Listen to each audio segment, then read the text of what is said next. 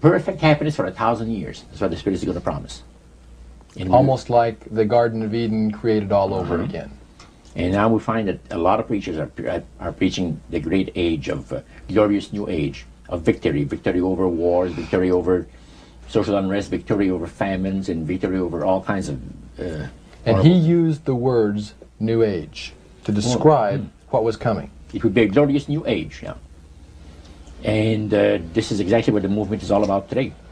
And he went on and said, as I said earlier, that as life on this planet becomes more and more difficult, and calamities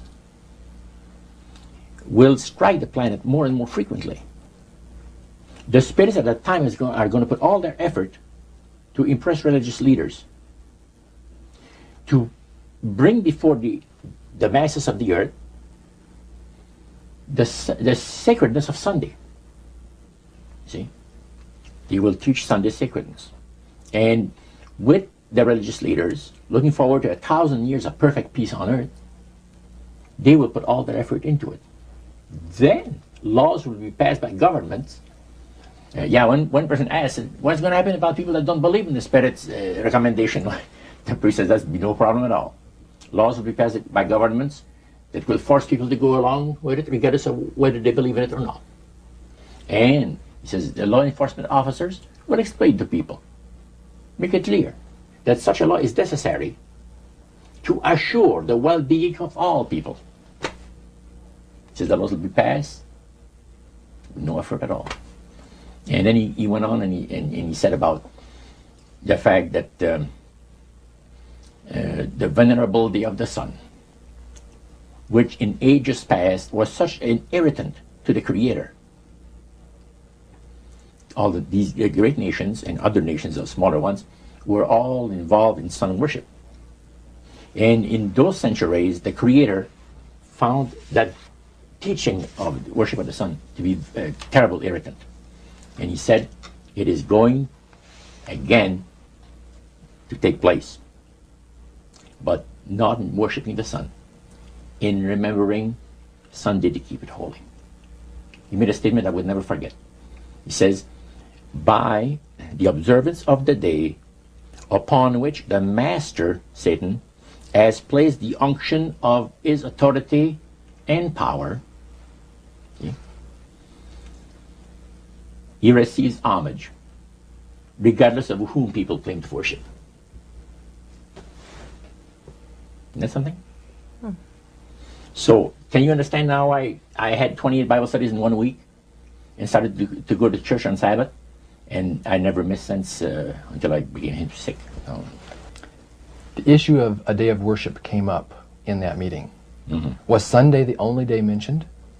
Well, you see, the priest mentioned, yes, about the fact Satan has chosen Sunday as his day. The Creator has chosen the seventh day of the week. Lucifer has chosen to call his day the first day of the week, Sunday. See? And regardless of what people claim to worship, worshiping God, the Creator, by observing that day, that particular day, they are bringing homage and respect. Now, at that time in your life, you were 20 years old or so. Had you ever heard of a Seventh-day Adventist? Never in my life. In that meeting... They didn't talk about Seventh-day Adventist. They talked strictly about Adventist. Well, they just talked... But they did... The word Adventist was mentioned. The priest was telling us that necromancy, as I mentioned earlier, is the belief that the dead have entered into a higher state of existence, etc. And he says, for centuries, friendly demon spirits have worked diligently to establish and uphold in the religious convictions of all people the belief that man has an immortal soul. See? Then he boasted about the fact that the master was so smart in that he had deceived the whole world, even in this age of great scientific knowledge and understanding. Then one person put his hand up. And that priest says, yes, we want to say something? He says, what about the Adventists? You can't count them deceived regarding the state of the dead. And I got a question. What about, how come that they can't be brought under the great deception? The priest said, you're right. I apologize, says here, I made a mistake. When I said that all the millions of people living on the face of this planet, everybody, was honoring the great master. I forgot the Adventists. There's so few in number when you figure the billions and all people that didn't even think of mentioning him. So I'm sorry. Then he says, secondly, the reason why they can't be brought under the great deception, let me explain about it. Now he said, my next statement is going to upset some of you. But what I'm telling you is the honest truth. It is factual. It's reality. The fact that the Adventists observe the biblical Sabbath of creation and reverence the Creator on that day, it makes it impossible for the spirits to deceive them. They are given very special help and great spiritual insight. And he said, under these conditions, they are not ordinary people. And that stayed with me, man. Just like this. And when I heard the word Adventist, when Sarah told me later on, which we're going to cover later, I asked him, I said, what denomination do you belong to? He said, I'm a Seventh Adventist. What's that again? He said, I'm a Seventh Adventist. I said, is that the same thing as Adventist? Oh yeah, he says, a lot of people call us the Adventists. They don't talk about the 70s. Same thing. Boy, I was interested. I bet you were. Now, I wanted to know what his Bible said. Yeah, I bet you did. Because that was the one group that under question only, the high priest of the demonic worship house. Yeah. The thing that he had said to you was, this is the one group that can't be deceived. That's right. And so somewhere back inside that that resistance you had came out, and you awoke. A few months later, that experience, unique experience, was instrumental in helping me make a decision for Christ. And also, I had no hesitation to join myself to God's commandment-keeping people because of the fact that I knew what kind of people they were. And after having had 28 Bible studies in 1 week, I started to keep the Sabbath, fit forever. But you see, the time that I had these Bible studies, 4 hours per evening, we started at 7 o'clock and finished at 11 o'clock at night.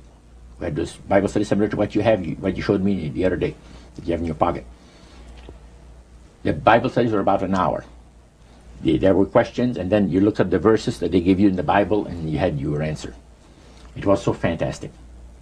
And the Spirit of God was really ministering to me the graces of redemption.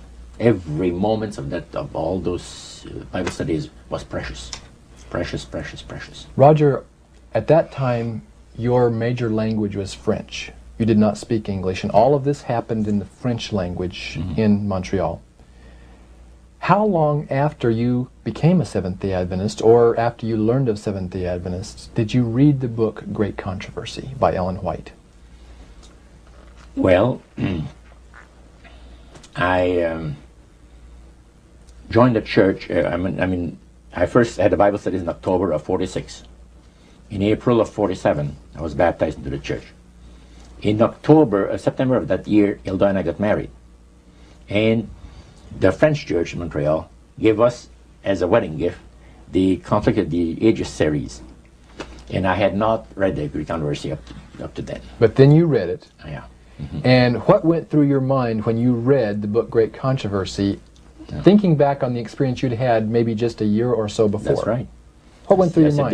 This person is inspired. This person has got knowledge that nobody else has on the face of the earth, except, the spiritists that I was mentioning, because it's so unique. Okay. Well, I find it very remarkable that they were willing to share the strategy that Satan is working on with this group. Of course, their plan was that it would never get out. That's right. Under seal of death. That's right. Their plan is that you don't have to worry about saying anything about the great master. Because as soon as anybody strays some, the spirits will tell the high priest right away what's taking place. They did with my Bible study by Wednesday night. I studied on Monday and Tuesday. By Wednesday night, the spirit counselor appeared to the high priest and says, you have one of your defectors. He says, that Mono guy, you're going to get rid of him. Because he's out there studying the Bible with the Adventists, the people that the master hates most on the face of the earth. The high priest almost